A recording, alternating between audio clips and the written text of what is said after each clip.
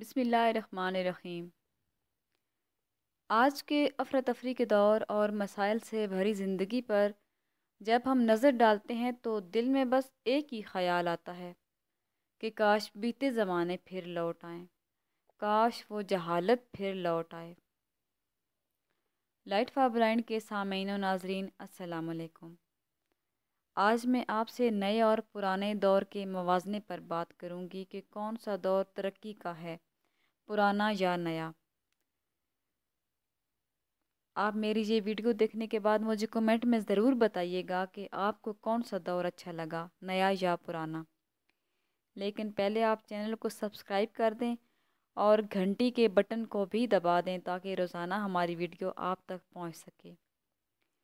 تو بات ہو رہی ہے کہ کاش وہ جہالت پھر لوٹ آئے۔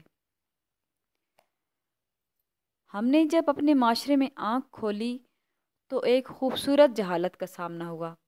ہمارا گاؤں سڑک، بجلی اور ٹیلی فون جیسی سہولتوں سے تو محروم تھا، لیکن اطمینان اس قدر تھا جیسے زندگی کی ہر سہولت ہمیں میسر ہو۔ کائنات کی سب سے خوبصورت چیز جو میسر تھی وہ تھی محبت۔ کوئی غیر نہیں تھا، سب اپنے تھے۔ ننیال کی طرف سے سب مامے، ماسیاں، نانے، نانیاں ہوا کرتے تھے، اور ددیال کی طرف سے سارے چاچے چاچیاں، پھپھیاں، دادے دادیاں ہوا کرتے تھے۔ یہ تو جب ہمیں نیا شعور ملا تو معلوم پڑا کہ وہ تو ہمارے چاچے مامے نہیں تھے بلکہ دوسری برادریوں کے لوگ تھے۔ ہمارے بزرگ بڑے جاہل تھے، کام ایک کا ہوتا تو سارے مل کر کرتے تھے۔ جن کے پاس بیل ہوتے وہ خود آ کر دوسروں کی زمین کاشت کرنا شروع کر دیتے۔ گھاس کٹائی کے لیے گھر والوں کو دعوت دینے کی ضرورت پیش نہ آتی، بلکہ گھاس کاٹنے والے خود پیغام بھیجتے کہ ہم فلاں دن آ رہے ہیں۔ پاگل تھے، گھاس کٹائی پر ڈھول بجاتے اور اپنی پوری طاقت لگا دیتے جیسے انہیں کوئی انعام ملنے والا ہو۔ جب کوئی گھر بناتا تو جنگل سے کئی من وزنی لکڑی دشوار راستوں سے اپنے کندھوں پر اٹھا کے لاتے، پھر کئی ٹن مٹی چھت پر ڈالتے اور شام کو گھی شکر کے مزے لوٹ کر گھروں کو واپس لوٹ جاتے۔ جب کسی کی شادی ہوتی تو دولہے کو تو مہندی لگی ہی ہوتی تھی، بلکہ باقی گھر والے بھی جیسے مہندی لگائے ہوئے ہوں، کیونکہ باقی جاہل خود آ کر کام کرنا شروع کر دیتے۔ اتنے پاگل تھے کہ اگر کسی سے شادی کی دوستی کر لیں تو اسے ایسے نبھاتے جیسے سسی نے کچے گھڑے پر دریا میں چھلانگ لگا کر نبھائی ہو۔ مک کٹائی یعنی مکئی کی کٹائی کا جب موسم آتا تو ایک ایک دانہ ایسے صاف کرتے جیسی کوئی دوشیزہ اپنے بال سنوارے۔ کتنے پاگل تھے۔ کنک یعنی گندم گوائی پر تپتی دھوپ میں بیلوں کے ساتھ ایسے چکر کاٹتے جیسے کوئی سزا بھگت رہے ہوں۔ اگر کوئی ایک فوت ہو جاتا یا فوت ہو جاتی تو دھاڑے مار مار کر ایسے روتے کہ پہچان ہی نہ ہو پاتی کہ کسی کا کون مرا ہے۔ دوسرے کے بچوں کی پیدائش کی خوشی ایسے مناتے جیسے ان کی اپنی اولاد ہو۔ اتنے جاہل تھے کہ جرم اور مقدموں سے بھی واقف نہ تھے۔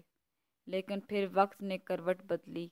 اب نئی جنریشن کا دور تھا، کچھ پڑھی لکھی باشعور جنریشن کا دور، جس نے یہ سمجھنا اور سمجھانا شروع کیا کہ ہم بے شک سارے انسان ہوں، بے شک سب مسلمان بھی ہوں، لیکن ہم میں کچھ فرق ہے جو باقی رہنا ضروری ہے۔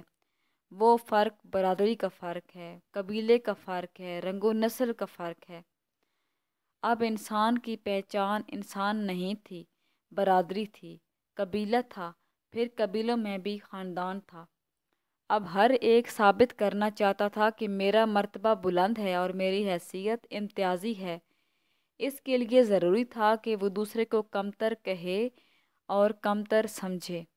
اب ہر کوئی دست و گریباں تھا، اور جو کوئی اس دوڑ میں شامل نہ ہوا تو وہ زمانے کا بزدل اور گھٹیا انسان ٹھہرا۔ اب گھر تو کچھ پکے اور بڑے تھے لیکن پھر بھی تنگ ہونا شروع ہو گئے۔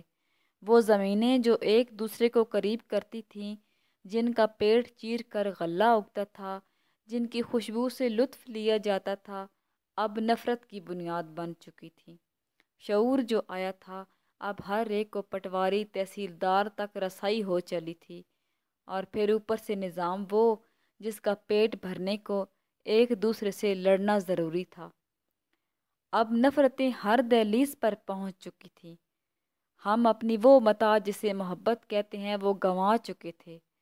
اب انسانیت اور مسلمانیت کا سبق تو زہر لگنے لگا تھا۔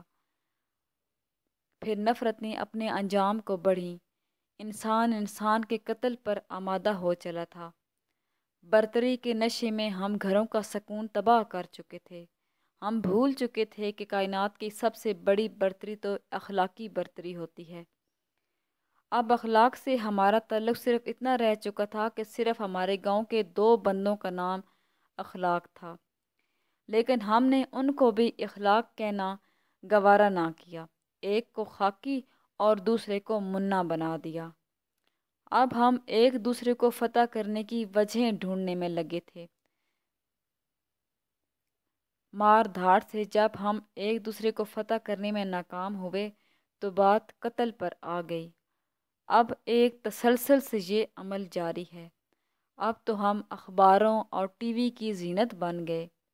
اب شاید ہی کوئی ایسا دن ہوگا جس دن عدالتوں میں ہمارے گاؤں کا یا ہمارے علاقے کا کوئی فرد کھڑا نہ ہوا ہو۔